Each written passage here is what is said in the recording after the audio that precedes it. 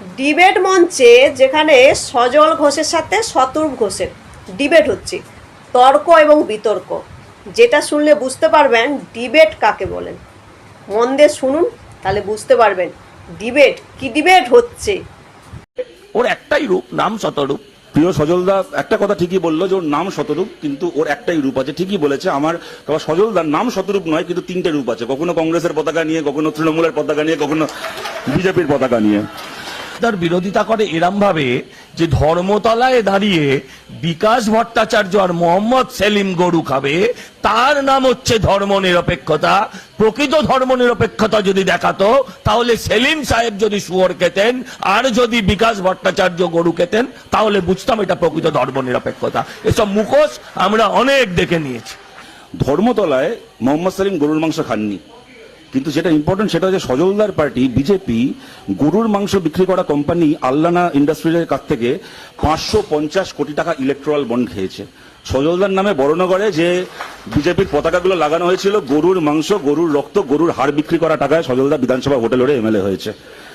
সাইবাড়িতে police যায়নি, প্রকাশ্য দিবালোকে এই ব্রিজের ওপর দাঁড় করিয়ে 14 জন না 15 জন সন্ন্যাসীকে পুড়িয়ে দিয়েছিলেন, পুলিশ আসেনি। যে সাইবাড়ির সময় কোনো পুলিশ আসেনি, দাদা সাইবাড়ির সময় তো আমাদের পুলিশ ছিল না, ছিল কংগ্রেসের পুলিশ। তোমার বাবা সেই কংগ্রেসের নেতা ছিলেন, প্রদীপ দাস। এই সময় তুমি তখন তোমার জন্ম হয়নি বোধহয়, বা না, তখনও তোমার জন্ম হওয়ার কথা নয়, 70-71 সালে। কিন্তু কেন পুলিশ আসেনি কংগ্রেসের নেতাদেরকে জিজ্ঞেস করতে হতো। তুমি এত বছর সময় পেয়েছিলে, তখন বাবাকে গিয়ে প্রশ্ন করতে পারতে, এখন আমাকে করে কি হবে। আজকে শতরূপরা খুব আন্দোলন করে হকার উচ্ছেদ করা চলবে না। এরা হচ্ছে অপারেশন সানশাইনের একটা হকার উচ্ছেদের নাম দিয়েছিল, operation sunshine. Can you imagine? Hawker উচ্ছেদকে অপারেশন সানশাইন কেন বলা হয়েছিল জানেন? তার কারণটা হচ্ছে প্রত্যেকজন হকারকে পুনর্বাসন দেওয়া হয়েছিল, প্রত্যেকজন হকারকে, একজনও বাদ ছিল না।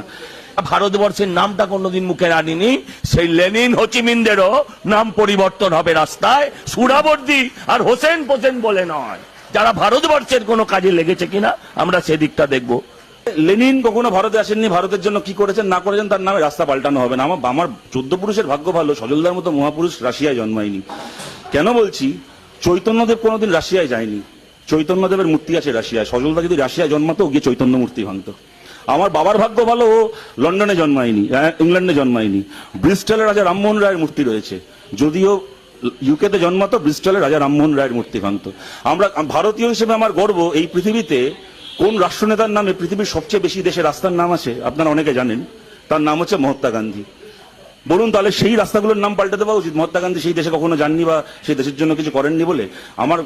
আমি বলছি আমার 14 গোষ্ঠীর ভাগ্য ভালো, এসব প্রতিভাবান আমাদের সঙ্গে আছে। যা জ্বালার পুরার আমরা পড়ি, অন্ততপক্ষে রামমোহন রায়, মহাত্মা গান্ধীরা এই আপদগুলোর হাত থেকে রক্ষা পাক। তামান্নার হত্যাকারীকে এই সরকার আসার পরেই গ্রেপ্তার করেছে। তমন্নার খুনিদেরকে ধরেছে শুভেন্দু অধিকারী সরকার, ঠিক কথা। একটা সরকারের কাজ খুনিদেরকে ধরা, ওনার কাছে দাবি করা হয়েছিল, বিকেলবেলায় সন্ধ্যাবেলায় ধরেছেন, আমরা তার জন্য কৃতজ্ঞ। শুভেন্দু অধিকারীর পিয়ের খুনিগুলোকে কবে ধরবেন? 4-4টে পিয়ে খুন হয়ে গেল, নিজের পিয়ের খুনিগুলোকে কবে ধরবে?